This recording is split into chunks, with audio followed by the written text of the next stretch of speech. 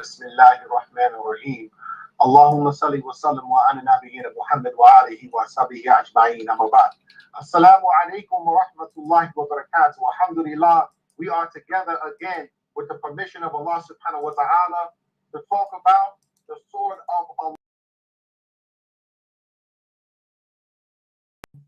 And mashallah, we've gone a great distance. And it's interesting because I thought that we would be done with this, maybe 2 classes, maybe 3. But alhamdulillah, one of the great things about doing these types of classes is that we're talking about one thing and then we end up learning about other things in the process as well. So we end up learning about things like Abu Bakr and Umar ibn al-Khattab, and then there's other Sahaba that played an important role in the development of Islam coming into these areas that the Muslims are now facing.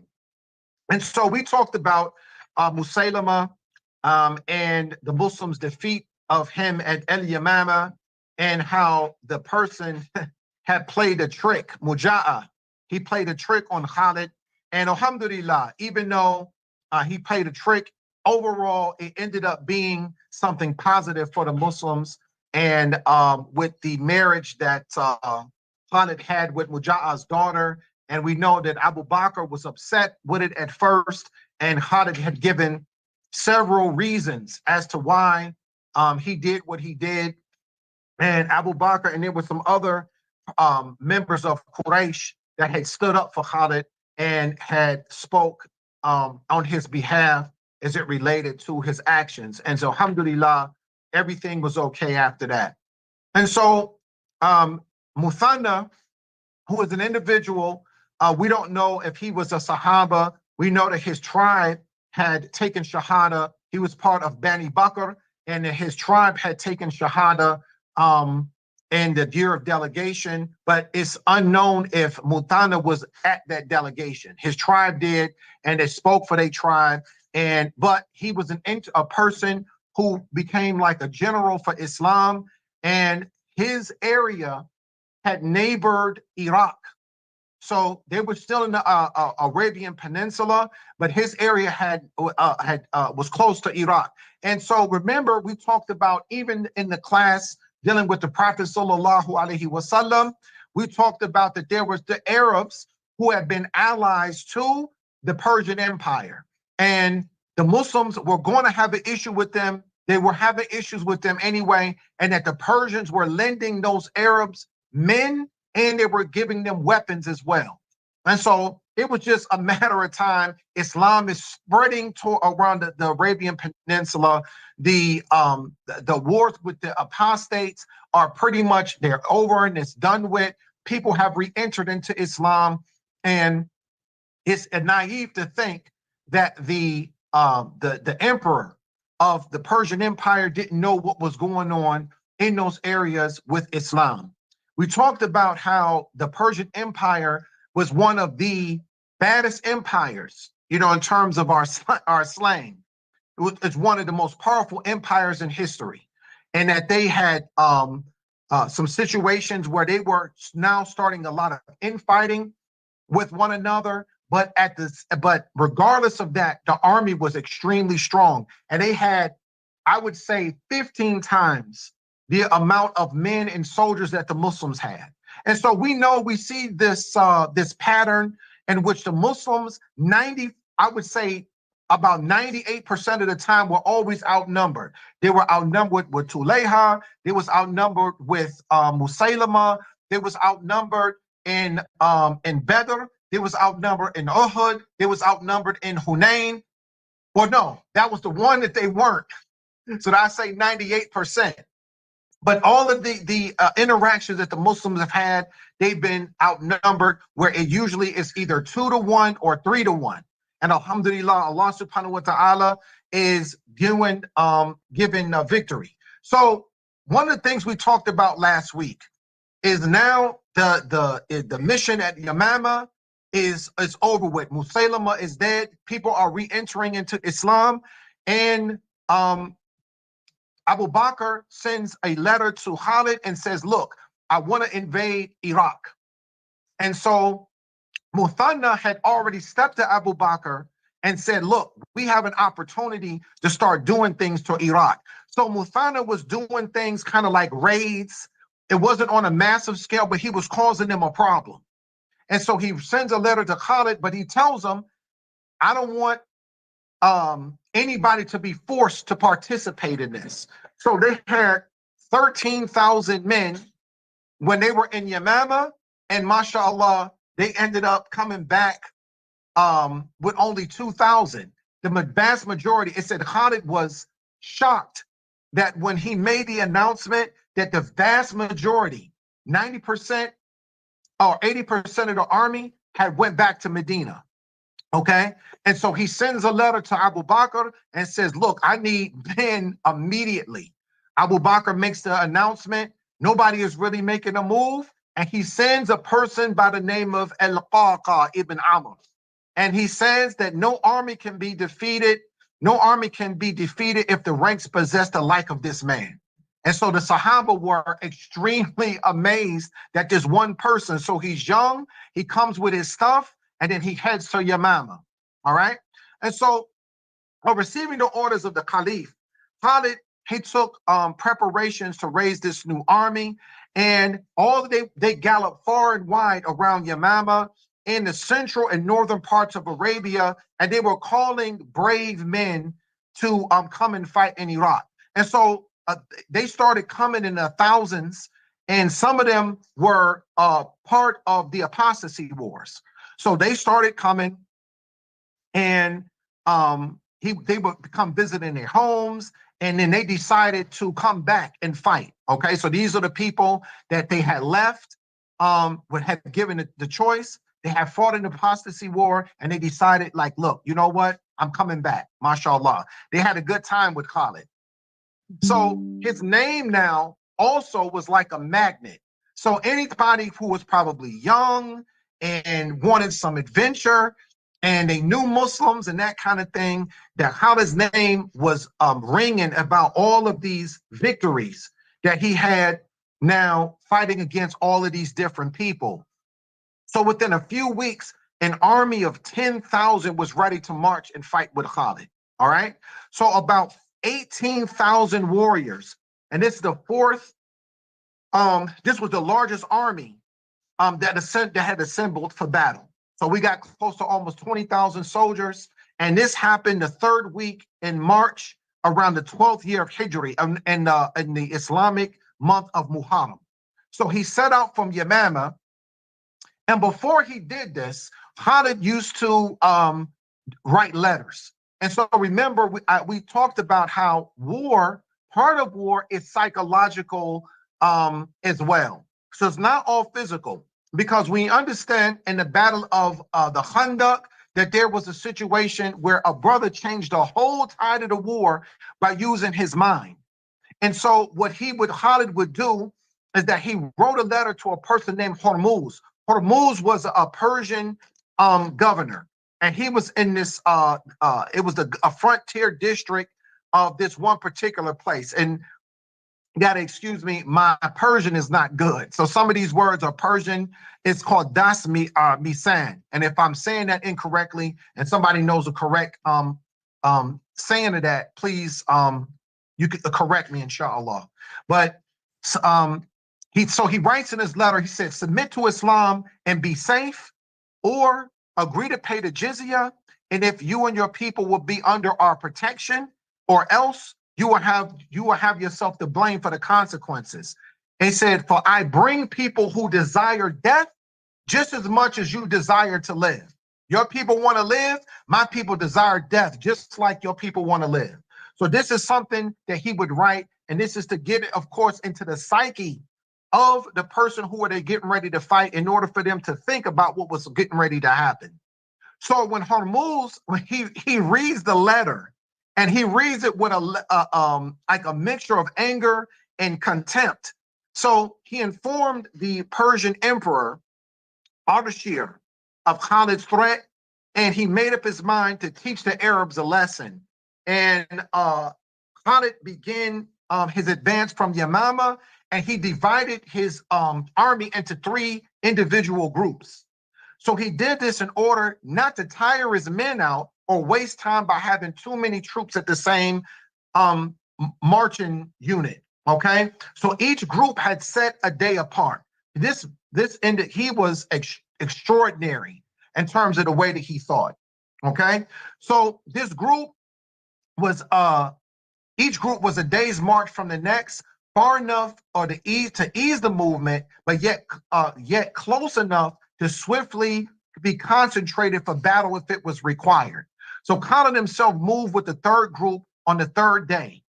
So the whole army would concentrate near a place called named Hufar, and before leaving Yamama, he promised his men a great battle with Hormuz. All right. So Hormuz was a military governor. So he wasn't a guy who was like just a political person that didn't really know anything about battle. He was a military governor, and he was an experienced veteran, and he was a trusted servant of the emperor of Persia. So he was given the district to govern because this particular place where they were going or they were trying to defend, it was extremely important politically and economically. Okay, so it was the frontier district, and it had a great deal of trouble from Muthanna, from raiding it in the first place. So they kind of beefed up their security because Muthanna was giving them an issue. And so it was a wealthy district, and it produced natural things of natural produce, and it was of commerce too. So a lot of stuff that kind of sat on they had access to water, and that part with boats and that whole kind of thing. All right. So the chief city was a place called Ubala, and the main port of the Persian Empire, thus vital to its commercial prosperity. All right. So this is very instrumental in the running of the Persian Empire. All right. So Ubala was also a conjunction of many land routes from Bahrain, Arabia, and Western and Central Iraq, and from Persian proper, which gave a decisive strategic importance. And it was a getaway in which the job of Hormuz was to govern as an administrator and defend it as a general. All right. So we laying the scene as to why that they're getting ready to attack this particular place. If the Muslims can get control of this, it would be great for the Islamic empire. Okay. So the Persian society had an imperial and aristocratic character. All right. So they thought they was better than everybody. And it had an elaborate system of ranks to indicate a man's social and official position within the Persian court. So the outward symbol of rank was a cap. And for those of us have watched the Omar movie, when they're getting ready to fight, you can see that the hats were like tall, they were kind of curved, and they were tall, and they had all kind of jewels and stuff around it. Inshallah, if you see that again, pay attention to the jewels around it. So if the highest rank below the emperor was a cap that was worth 100,000 dinars, and it was studded with diamonds and pearls and other precious stones. And Hormuz was the $100,000 dirham man. So this is somebody who was of extremely high rank.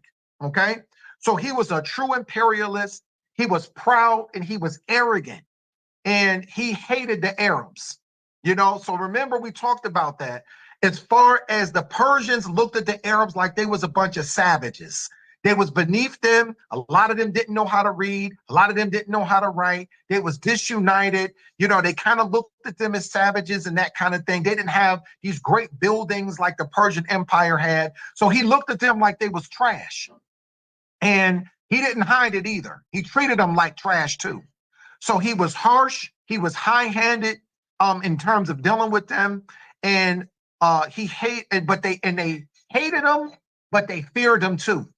All right. So they never rebelled against them. They were like Uncle Toms, so to speak, of the Persian Empire, and especially dealing with this particular person. And it said that he was so heavy-handed that the Arabs had a saying, more hateful than Hormuz. So if somebody said that, that was a major insult. This is how bad of a person he was. Okay. So after receiving the letter from Khalid, he knew he had come from Yamama, and he informed the emperor of the imminent threat to Iraq and that he was prepared to fight Khalid. So he gathered up his army and he set out from Ubala, and he proceeded with a cavalry screen. Okay, so the Persians and the defeat of the Persian army was essential if the invasion of Iraq was to proceed as the Caliph had intended. This was a major thing for the Muslims. With the Persian army intact at Ubala, Khalid could not get far. The direction given to him by the Caliph, Ubala was by itself certain to bring the Persians to battle. Persian general could let Ubala fall. This is a key spot, okay? So Khalid knew the quality and the numerical strength of the Persian Empire and the courage and the skill that they had, okay? They was heavily armed and equipped, and he was the ideal man for a set piece on a frontal clash. So the only weakness, we talked about this before, the Persians had all of this garbage all over them. They had stuff here, they had stuff on their shin, they had these hats, they carried these chains and stuff that they would do. So they lacked mobility. So where they lacked mobility, the Muslims lacked mobility. The Muslims and now the Muslims are seasoned. These are people who fought in the wars against Sulayha and Musaylama. So these are now seasoned. They have fought with each other before, and now the Muslims didn't have all of that stuff. They might have had the turban on. Maybe they had a helmet on their head. They had a shield. They might have had some type of leather thing covering the front. It's like some type of armor, and they had their sword. And they might have had lances and that kind of thing. But nothing. They had lances and they had maces and they had, these metal on their arms and metal on the shins. And so the Muslims could attack them quick. All right. So the Muslims also had thousands of the people who were veterans of the apostasy wars. So when Hormuz got word of Khalid's movement towards Hufair, he realized the grave danger in which his army was placed. The Arab was not so simple after all. This is what he thought. So an experienced strategist, he knew that the base was threatened, and he immediately ordered to move to Hufair, 50 miles away, and his army, weighed down by the heavy equipment, trudged along the track. 2 days march, it was tiring, but they were disciplined and they didn't complain about anything. Now, also, the Arabs were with them too. So the Arabs that hated the Muslims, they were in this army with Hormuz. So on arrival to Hufair, Hormuz found no trace of Khalid. And so he expected to see the Muslims arrive soon. He deployed for battle he had done at Kazima, in chains and all. So and we'll get to the chains in a minute. But hardly had his men taken up their positions when his scouts came rushing to inform him that Khalid was moving towards Kazima. All right? And so this is now, what do you think Khalid is doing? They got all of this stuff on. They marching for 2 days.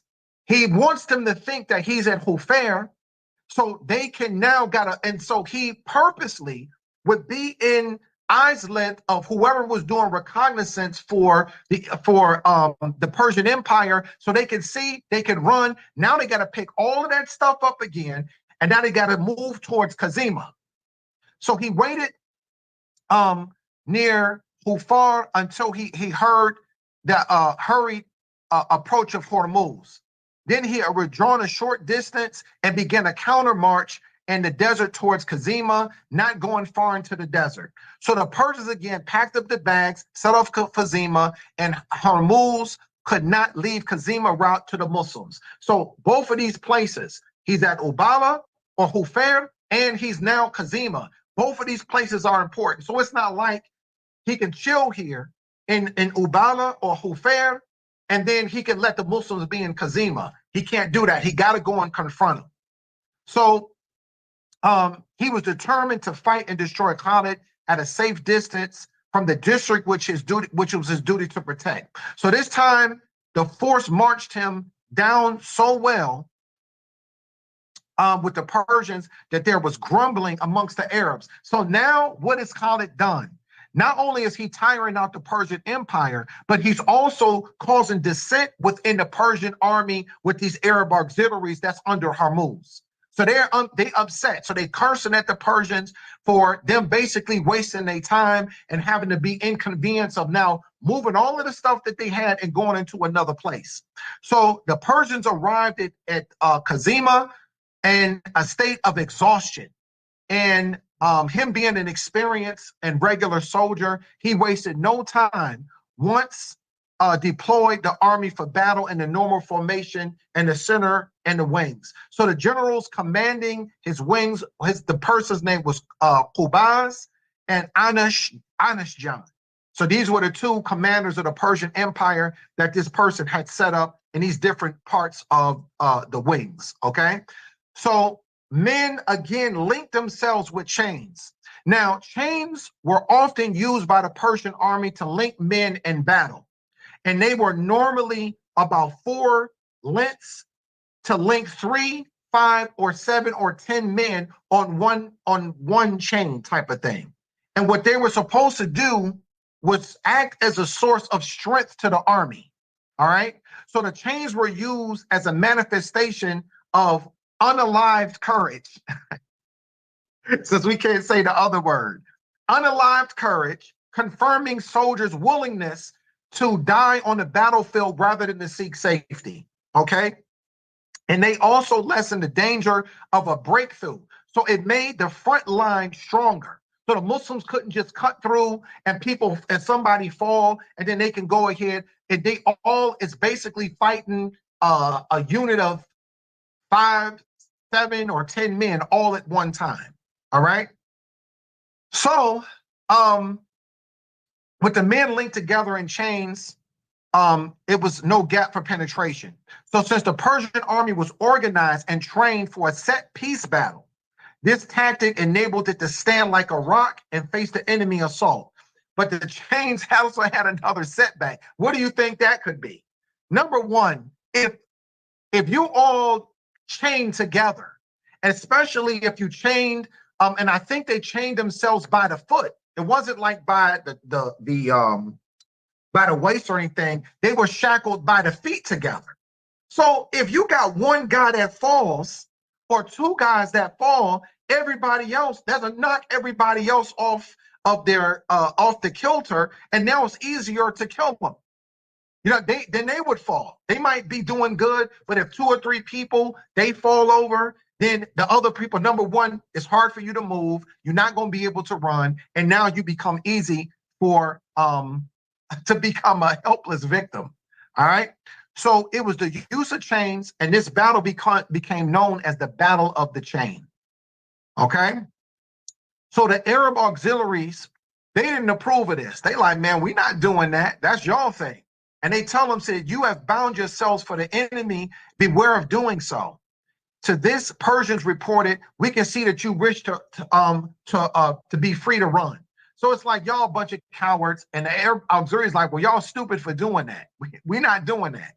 So now Khalid, he came out the desert and he approached the Persians. So he made up his mind to fight here at this particular place, and the Persians were recovering from being tired. So the Muslims had no water. So this was something that caused an alarm amongst them. You in the desert, they walk in because they men too. And so they like, man, we don't have any water. So Khalid, he says, by my faith, the water will go to whichever army is more steadfast and deserving. So this is his attitude. So the confidence of the Muslims were unshaken, and they was ready for battle. So it had not been this for a long, it began, Allah subhanahu wa ta'ala sent rain. And so the Muslims were able to get all of the water that they needed, and they drank till they filled up their water skins, and alhamdulillah, they was able to replenish themselves, and this worry was over and done with. So Khalid now moved his army to a sandy plain, and he kept his back to the hills and the desert, and formed a battle with a usual center and wings. So you got the right ring, you got the left ring, and then you got the Muslims, you got a center army too. So the commanders were Asim bin Amr, and this is the brother of Al-Qaqa ibn Amr. and Adi ibn Hatim. Now, remember, we talked about Adi. He was the one who went to his tribe. Abu Bakr had sent him and said, listen, you need to go talk to your tribe. It was in the tribe of Tay. They were going to fight with Tulayha. And he went and he talked to all of his tribesmen, and alhamdulillah, they had re-entered Islam. And this is who is he was in charge of the one of the wings of this particular battle. Okay, so now the battle of the chains is getting ready to begin. So Khalid moved his army into a sandy plain and keeping his back to the hills. We talked about, this is a strategic move, so nobody can come around them. All right, so this is something, and then the desert is behind him. You got the hills, you got the desert, so his plan worked perfectly. So the battle started with a duel and the two army commanders. Now, Hormuz was a renowned fighter. You don't get to have a hat that's worth $100,000 or 100,000 dirhams. You don't get that from being soft and being a sucker. You don't get that. This is somebody who was extremely good at fighting, and he wanted to do these duels. We know from the Battle of Badr, we know the Battle of Uhud, we know that this was something that the Muslims or not necessarily Muslims, those people at that time, they did this. This also serves as a part of psychological warfare as well, because usually it would be people of great distinction. So if one of them got killed, then it might do something to the heart of the other army. So Hormuz, he dismounts and he motions to Khalid to do the same. So he's calling Khalid out. And Khalid gets off his horse, and Hormuz dismounted and he, had his horse run. So it could be a thing where he was going to escape. But on this occasion, Hormuz was not being as chivalrous as we think he's getting ready to be. So what he says, before he comes out, he picks a couple of his men and he placed them in the front rank, and which the part that he chose to do the duel. So he instructed them. He said he would engage Khalid in a single combat. At the appropriate time, he will call the men out, and then they would dash out, surround Khalid, and then they would kill him while Hormuz was had him held. Okay, so the chosen warriors, they watched intently as the two generals dismounted, and they felt that Khalid was not going to be able to get away. So they know the reputation of Khalid bin Walid too. His name is ringing all over the desert and all over the land on how bad he is, right?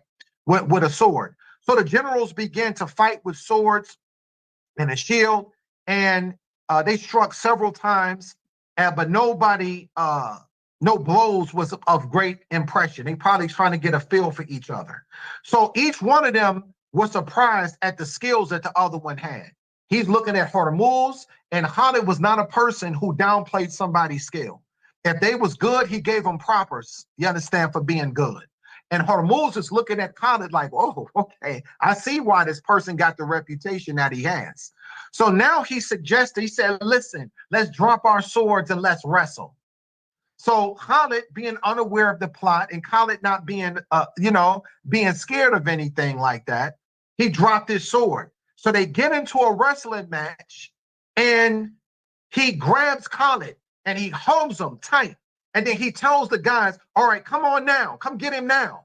So as they come rushing out, and then Khalid now sees what was going on. He sees that he was set up. So as he's as they're tussling and he's holding them tight, now Khalid sees these guys coming and he's swinging Hormuz around. So if they try to stick or stab somebody, they may end up stabbing their general. So he's swinging them around. So a storm of sound arose over the battlefield as the two armies shouted with each other. You know how men are. They probably like, get him, get him, get him, get him. And everybody is going crazy and they cheering. And so in the noise, the Persian killers didn't hear the galloping of hooves that approached them, and they didn't know what hit them. And then 2 or 3 of them sprawled on the ground, headless. So it was like 2 or 3 that attacked that was going to try to get Khalid. And then all of a sudden, their heads was cut off. This gallop come out of nowhere that they didn't hear. Their heads is cut off. And who is it that did that? No other than our brother Al-Qaqa ibn Amr, who was sent by Abu Bakr. He came and he hit all 3 of them.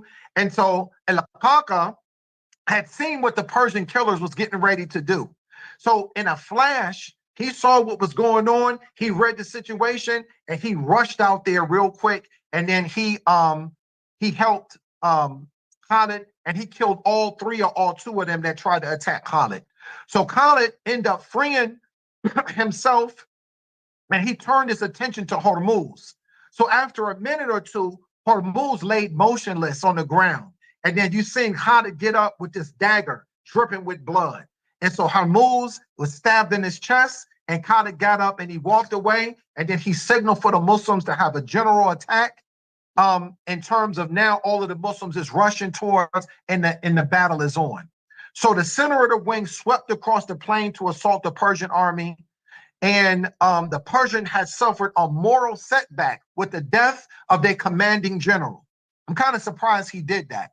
But, you know, if somebody is arrogant and they think that you're a piece of garbage, then they didn't think, he thought he could go in there. Hormuz probably and killed a lot of people. So he figured he was going to go in there and just handle business real quick. So he's dead. The other 2 or 3 guys that tried to help him is dead. And now the Muslims, everybody is rushing towards, the center of the army is rushing towards the Persian army, and it's on. So the guys who were actually in chains were very disciplined, and they fought very hard. So we could assume that this is something that they probably practiced for. It wasn't like they took a bunch of just slaves and say, here, man, unexperienced people and just doing. So they were disciplined and knew how to fight in this type of position. For some time, they said the battle hung in the balance, with the fast-moving Muslims assailing the front and the steady chain-link Persian infantry repulsing all of the assaults. But soon, the superior skill and the courage of the Muslims have fatigued the Persians, and they stuffed the line. After several attempts that the Muslims tried to do is start breaking through their line.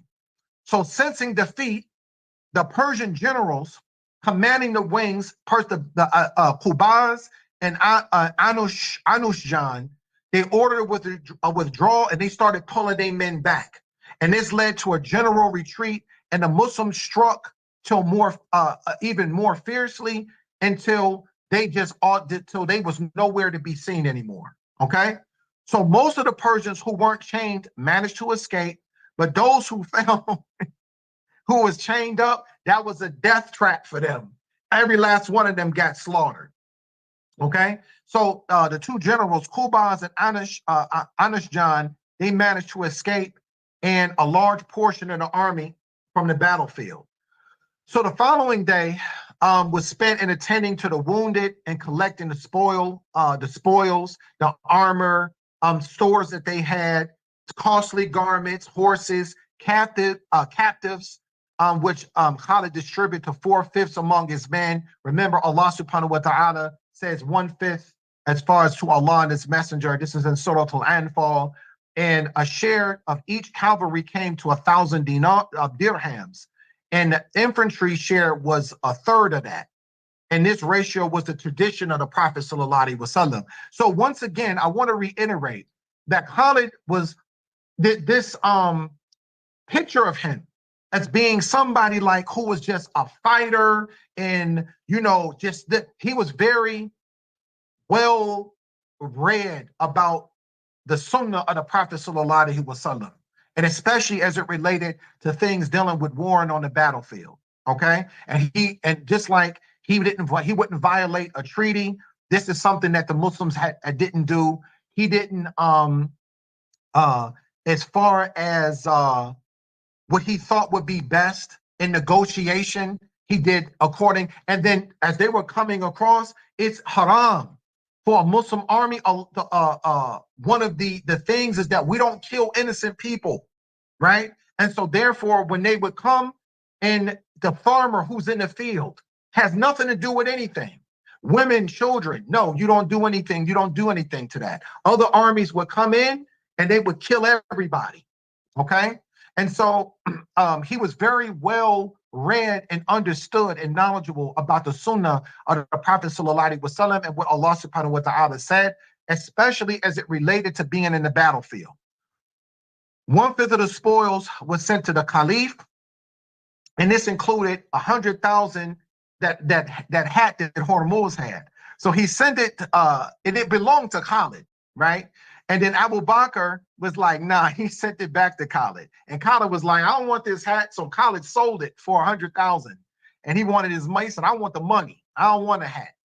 So the Muslims appeared to also, they caught an elephant because the Persians were good at dealing with elephants and stuff too in war. So the Muslims caught this elephant in the Battle of the Chains, and it was sent back to Medina as the spoils. So the Muslims in Medina had never seen an elephant before. So when Abu Bakr, when the elephant came to Medina, Abu Bakr was like, man, what in the world am I going to do with this? They didn't know what they good with horses and camels and goats and that kind of thing. And he was like, I don't know what to do with an elephant. So mashallah, Abu Bakr, he ended up returning it back to Khalid. Like, man, y'all do something with this. You know, we can't do anything with this in Medina.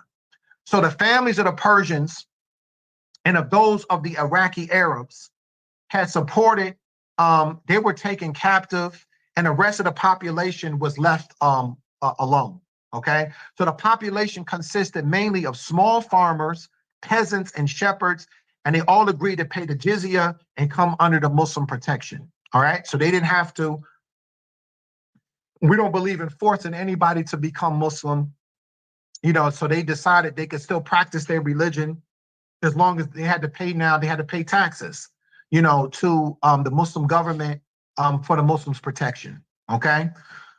And for a few days, Khalid, he remained busy with organizing matters, okay? Then he set his army in motion towards the north, ahead of the main body of the army that was sent Muthanna and 2,000 riders to kill any stragglers that had been retreating from the Persian Empire, all right? So Muthanna had reached a small river just north of a place called Zubair, where it stands now. And on the bank stood a fort called Hisnul Mar'at. And this is the fort of the lady. And it was called that because a lady had ruled over this particular fort.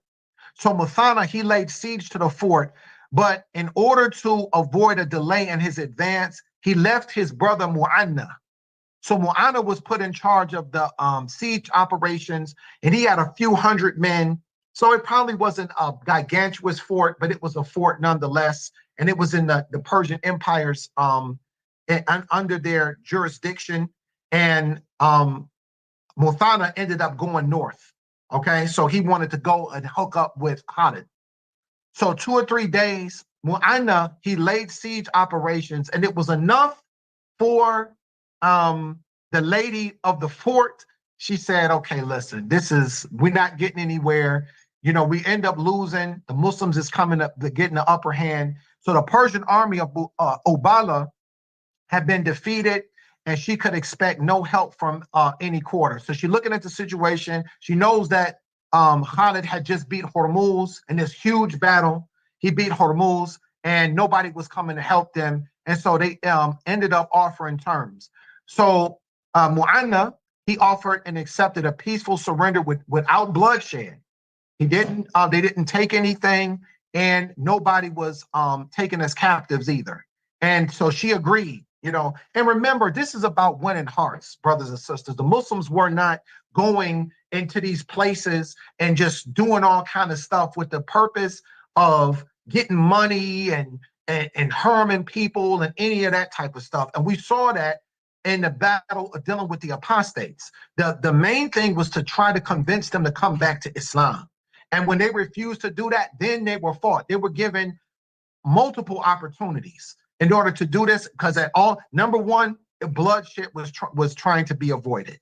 Number two, they were trying to get them to come back into the fold of Islam, and to try to get them, and with the things in which they were doing was it was savage like. You know, life before Islam, the things in which they did and they believed, it was savage like. It was guided by shaitan. And so when they didn't do that, then the Muslims ended up fighting them. All right. So they go to these people and they say, look, you know, you give up and, you know, you agree to pay the jizya, and mashallah, we treat you with respect. We treat you with dignity. You can practice your religion and we'll leave you alone as long as you pay the jizya and make sure that you're not doing nothing against the Islamic State. All right. So Mu'anna and the lady of the fort, they appeared to like each other. They found each other attractive. And mashallah, Mu'anna ends up marrying the lady of the fort. You know, alhamdulillah, they end up getting with each other and getting married. And that's a nice ending to that part.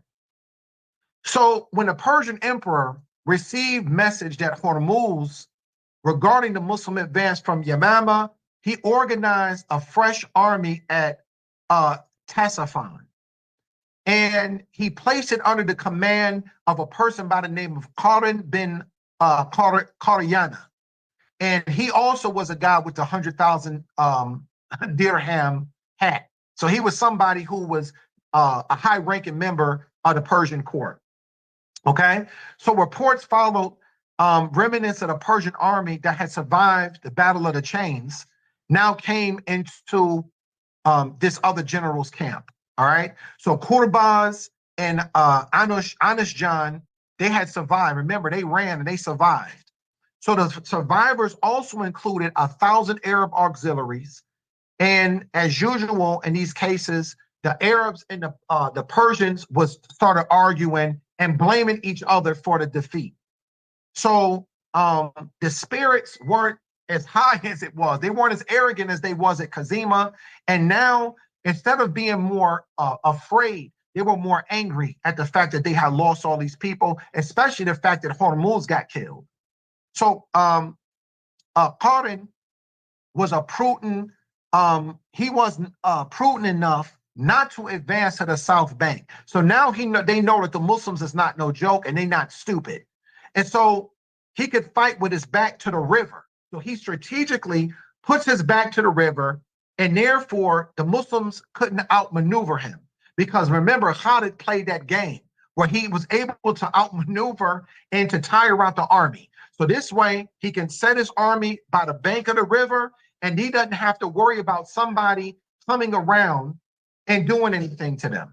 Okay, so he would set the frontal set piece battle, and Persians loved and for which their training and discipline was ideally suited. So this is their thing. So the remnants of the Persian army of Ubala were followed by light cavalry detachments of Muthanna. And once contact was established with the Persians, the Muslim horsemen scoured the countryside for supplies, while Muthanna kept the Persians occupied with reconnaissance. Okay, so the Persians made no attempt to come out of their camps, and Muthanna sent a message to Khalid to inform him that he had made contact with the powerful enemy force at this particular place. So it's Sin, and it's used by the Arabs to the word. It's Sinyy. All right, not like sin, like we commit sins, but the Arabs, this is denoted for they are by this river. So Muthanna had contacted the Persians on the south bank of the river, and this battle was getting ready to be known as the Battle of the River. So on leaving Kazima, Khalid marched north until he reached some ruins in the vicinity of this other place, this present-day Zubair, and this is about 10 miles southwest of Ubala. And he had decided not to turn towards Ubala, but because there was no enemy left to fight. And so when Muthanna's messengers brought news about the concentration by this river, and that there were survivors from Kazima that had joined this army, Khalid was anxious and to contact. He was anxious to contact and destroy this new Persian empire while the impact of Kazima was still fresh in the minds. So Khalid saw that as the people who ran from them, he saw that as a strength of them going and joining the army, because what are they going to do? They're going to give free publicity for the Muslims by saying how good of a fighters they are, how they ran, how they had killed Hormuz, and also Khalid looked at this as an advantage that they did that. So his thing was to strike them hard and strike them fast, and soon, because of the fact that that butt whooping that they got was still fresh in their minds. So then Khalid, he carried out a personal recognizance of the Persian position. And since the Persians had their backs to the river, there was no possibility for him outflanking them. And he could think of no way of maneuvering the Persians away from the position as he had done with Hormuz. So he decided to fight a general set piece battle. This is old school, no tricks, one-on-one. I mean, they got to go head at it with each other. Okay. So this was unavoidable, and because of the position that he had took. So detachments of the Arab auxiliaries were deployed in various parts of the army. And Qarin was a brave but wise general. So he wasn't as arrogant as Hormuz was trying to be. So he deployed with a river close behind him, and he also kept a fleet of boats behind him too. So just in case they had to retreat, they can jump on these boats and they can sail down the river. So the battle began with 3 different duels. So the first step for the call out was Qarin. Now this was the main guy. This was the $100,000. This was the other $100,000 or 100,000 dirham. I keep saying dollar. General who with the hat. He steps out. His thing was to go against Khalid, right? So a brother jumps out in front of Khalid by the name of Maqal bin al-Ashi. And he rode out before Khalid could make a move. So when he reached Qarin before Khalid did, and Khalid didn't call him back. Why? Because this brother was a known swordsman. He was extremely at the top of his class of being able to fight like a champion. So he didn't call him back. So once they fought, Maqal, he killed Qarin. And this was the last $100,000 dinar man that faced Khalid in battle. So as the Persian commander went down from the sword of our brother, the other 2 Persian generals, Qubaz and Anishjan, came forward and they gave a challenge for single combat. So Asim, he killed Anishjan, and Adi killed Qubaz. And the Persian generals fell, and Khalid gave the order for general attack, and the Muslim rushed forward to assault the mass part of the Persian army. MashaAllah, I mean, I guess they were trying to, this is something they had to maybe do, but the main commanders, so the center commander, the left wing commander, the right wing commander, they all dead now, and they all died. Their men saw them die in this particular battle. So it demoralized the army, and it caused disorganization. That's what it was supposed to do. So if they had killed the Muslims, then the Muslims would feel some type of way maybe. But for the most part, if you saw your commander get killed like that, it demoralized the army, and it disorganized them. So they lost the 3 top generals, and they still fought bravely and were able to hold the Muslim attacks for a while. Okay, so they still fought. But because of the absence of able generals, disorder and confusion became apparent in the Persian ranks, and eventually under the violence and continued Muslim attacks, the Persian army lost all of their cohesion. And they turned about and made for the river. So they go running the riverbank. And the disorganized retreat led to a disaster. So even if they were going to retreat, if you had an able seasoned general, there was a way that they even know how to retreat without having heavy losses. But because they didn't have that, they turned, and so the Muslims took major advantage of this. So the Muslims who are lightly armed, they moved faster, and the Persians got caught up with, and the riverbank confusion became a total as the Persians scrambled into the boats in blind urge to get away from the Muslims that was pursuing them. So thousands of them was killed, and thousands of them rowed away to safety. So those who had survived owed their lives to the caution of Karim. So mashallah, this person, he was smart, so they were able to take advantage of that. So, but those boats, not a single Persian would have got away. So they would have killed all of them if it wasn't for those boats. So the Muslims, having no means of crossing the river, were unable to pursue those particular fugitives. So according to Tabari, they said according to his history, 30,000 Persians was killed in that battle, and the spoils of the battle exceeded the spoils in Kazima. So the battle in Kazima, they had elephants and all kind of stuff they had in that one. This one was way more than they had at that other one. So once again, 4/5 of spoils were promptly distributed among the men. 1/5 was sent to Medina, and now Khalid turned more seriously to the administration of the districts conquered by the Muslims and place administration on permanent footing. And this is important. You end up just beating everybody. You going and the army is moving. Who's going to look after what has to going on? You got to have governors there, because as soon as they left, then somebody can come along with some madness and they can start some more stuff, right?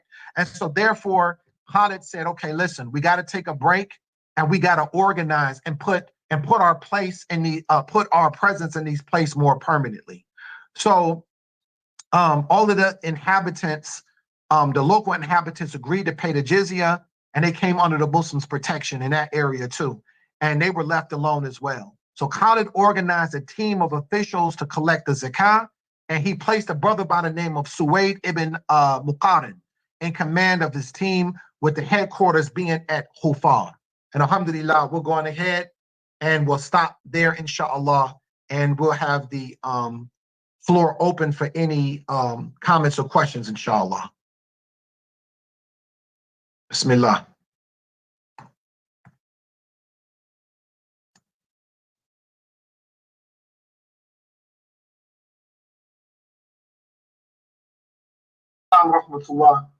Alhamdulillah, that was amazing as always. But alhamdulillah, I hadn't even thought about that part where you said in the end about how they came together and they started organizing it and everything and making it where where like a government, Right. so to speak. Alhamdulillah, if that's the right word. And it was amazing because when you say they couldn't just leave it, they just couldn't leave it. They had to organize it, and they did. Right. And that was very, very wise of them. And the battles that was amazing too. It was the way and it went on. It's not finished. No, they got a lot more to do, because we haven't good. even got. They still dealing with the Persians. We haven't even got to the Romans yet. Oh, good. Alhamdulillah. I can't wait. Alhamdulillah. One of the young brothers is asking, he said, so this is the first time the Arabs had seen an elephant. So what type of weapons did they fight with? Did the Arabs fight with? Camels and horses, and what else? Yeah, that was their main thing, camels and horses. We got to remember, they're coming out of the desert. So they dealt with animals that's their normal. When you think of elephants, you think of, they are herbivores from my understanding. So, wherever they were now going into green, lush areas, and so elephants eat that type of stuff. So they wouldn't naturally. Now, prior to the Prophet Sallallahu Alaihi Wasallam, the year of the elephant, right? The Muslims, or I'm sorry, they weren't Muslims. The Arabs had seen elephants to a certain extent with Abraha, who tried to come in and destroy the Kaaba.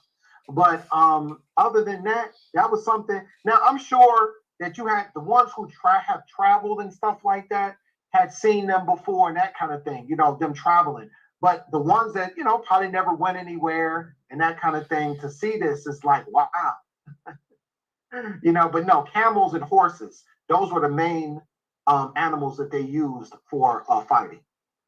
He said, and what type of war? Okay, wait a minute, I'm reading. Okay.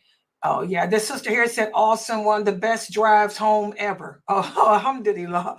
Okay. Alhamdulillah. And he's now asking, what type of tools did they use? Swords, bows, arrows? Did they use katat? Oh, he's typing catapults and things like that.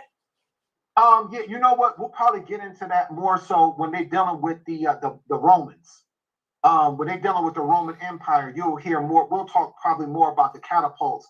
But for the most part, these particular battles with the Persians, it seems to be that this was more of a, you're using catapults when you're dealing with like a castle or a fort, that kind of thing. So the main thing, they were having a one-on-one. I mean, they were like facing each other. So they were in open fields, they were in open land. So they weren't coming across forts and that kind of thing. And we know that they weren't using catapults yet, because remember when they go to Yamama and Mujahid played a trick on Khalid, and he looked at the fort, and he had the women dress up like soldiers, and they didn't have catapults where they could have went ahead and busted in and that kind of thing. And even when they were dealing with Musaylama, they had ran into the Garden of Death, and one of the Sahabas had to jump over the wall. So they didn't have a thing where they could bust it, where they could sing something in there and jump over. They start to use that like later on. But for this, most of the parts, so the weapons they use: lances, bows and arrows, and swords. Those were the main weapons that the Muslim army used with those particular things. And with the Persians, they had all of this armor and stuff on. They use swords, they use lances, but they also use this thing called a mace, which was like a stick with a big, heavy iron ball that was extremely effective, by the way. That was their main thing. They would use that. And you get hit with one of those and bash your head in, and you would be pretty much done. It was short. So it wasn't like it was a long stick. It was short, and they had a lot of mobility that they could use with that mace. So the Persians had that as one of their main weapons, but the Muslims were using lances, swords, and bows and arrows. Okay, another person at this particular time. Another person typed, so which army was better, the harder to fight against, Roman or Persian? We gotta see. I gotta leave y'all on a cliffhanger. Okay, another person typed, so they probably look like the people. He said the Persians probably look like the people in the movie 300. Is that like the era? Oh man, I'm not for sure. In terms of how they were dressed, Allah knows best. I'm not for. Well, no. Okay, so we look at, for those who haven't seen 300. When they got to the Persian part of the army, they were dressed a little bit different. No, they had these hats. The Persian army had these hats that kind of were tall. They had armor on. It would cover their arms here, cover arms, and they would have a heavy piece of equipment in the front, and they would also have things that would cover their shins and kind of their legs as well. And that was something that was an actual somewhat, it was effective in protecting them, but it also was a detriment because the Muslims didn't have all that stuff, and they were able to move faster and could get the enemy better. You know what I'm saying? So, but no, it wasn't like that. They showed it kind of, that was just a movie. They had the turban and all that stuff on. That kind of was, they didn't dress like that. Okay, not in this part about fighting the Muslims. Another sister is asking, did the Persians have their women on the battlefield too? Do you know or not? Well, yeah, they probably took some women with them because the Muslims ended up getting captives. So, they had some of the women as captives too. So they would do that. Now, as far as them running into a land, and remember, we had talked about when Khalid had gone into one of the places, you know, they didn't do anything to anybody. These was like peasants and farmers. You know, they left them alone. They weren't fighting on the battlefield. And it was like, look, either y'all become Muslim or you just pay the jizya, you're under our protection.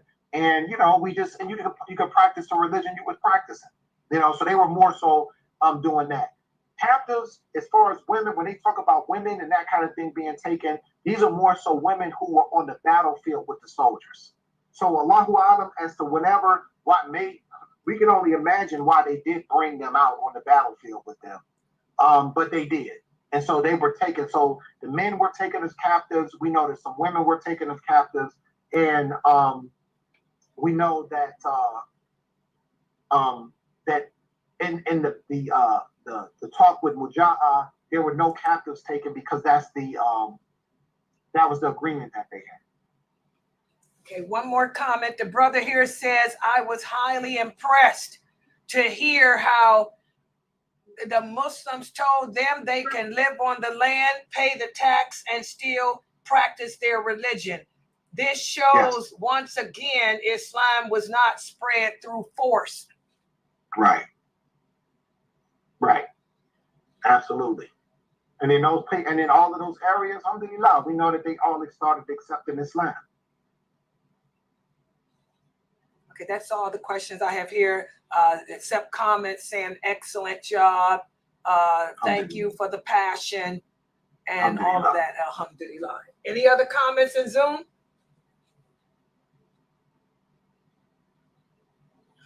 Okay, that's not it.